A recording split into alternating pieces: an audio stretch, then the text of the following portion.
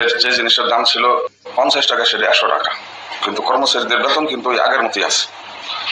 প্রায় 9 বছর যাবৎ কোনো পে স্কেল নাই। কর্মচারীরাই তো সরকারি কর্মকর্তা কর্মচারীদের মাধ্যমে কিন্তু একটা দেশ পরিচালিত হয়। প্রত্যেকটা কর্মচারী সরকারের প্রতিনিধি।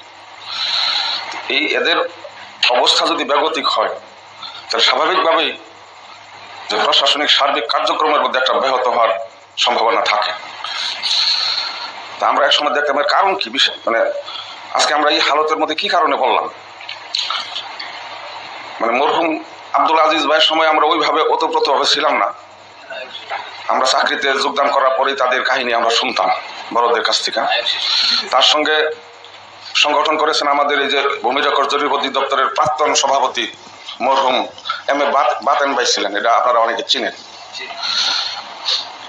আব্দুল আজিজ সাহেব যেরকম ছিলেন, যেহেতু তারই সংস্পর্শে ছিলেন আমাদের অধিদপ্তরের নেতা আব্দুল বাতেন ভাই, একাই পুরা অফিসকে স্তব্ধ করে রাখত।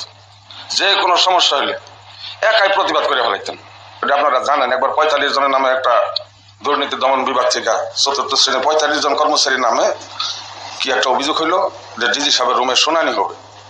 দেখলাম উনি একাই বললেন, মানে কে পিছনে আসছে বা কেউ নাই এইসব কোনো আলোচনা বা মিটিং করেন, একাই বললেন যে আমার কর্মচারী একজন একজন করে যাবে না। 4th শ্রেণীর কর্মচারী যা আছে সব একযোগে মহাপরিচালক মহোদয়ের রুমে ঢুকবেন, আপনাদের যা প্রশ্ন করার সবাইকে একসাথে প্রশ্ন করবেন।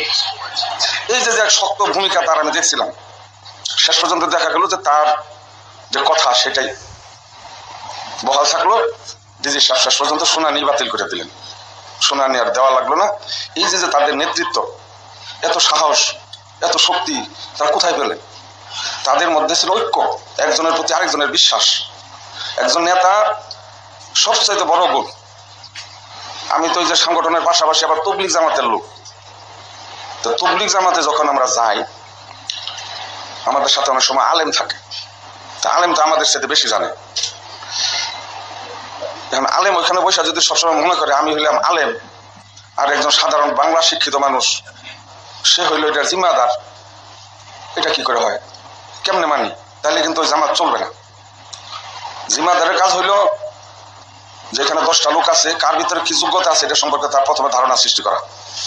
উনি এই কাজ ভাগ করে দেবে যে আপনি আজকে এই বয়ান করবেন, আপনি বাইরে দাওয়াতে যাবেন, আপনি এই কাজ করবেন, জাস্ট এটার গুছায় রাখা। কারণ উনি জিম্মাদার হয়েছে বিধায় যে উনি সব জানে এটা কিন্তু ঠিক না। দেখা যাইতেছে ওইখানে আলেম তার আলেমের মর্যাদা পাচ্ছে।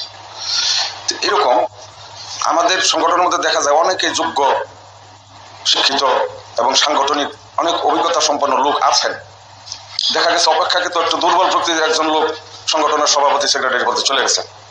আমাদের কাজ হলো তাকে বুদ্ধি দেওয়া, শক্তি দেওয়া, সহযোগিতা করা, মিটিং এ ঠিক মতো উপস্থিত থাকা।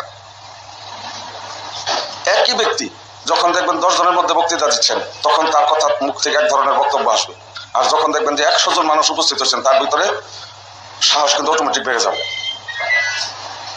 এই জন্য আমরা এরকম মনে না করি যে আমি তো বহুত যোগ্য, অর্থাৎ সবাই নিজেকে বড় মনে করে। যে সংগঠন হচ্ছে এই সংগঠনের মধ্যে নিজেকে বিলীন করে দেওয়া, যে আমি বড় পদে যাইতে পারি নাই কিন্তু আমি আমার বুদ্ধি দিয়ে, আমার শক্তি দিয়ে সংগঠনকে সার্বিক সহযোগিতা দিব।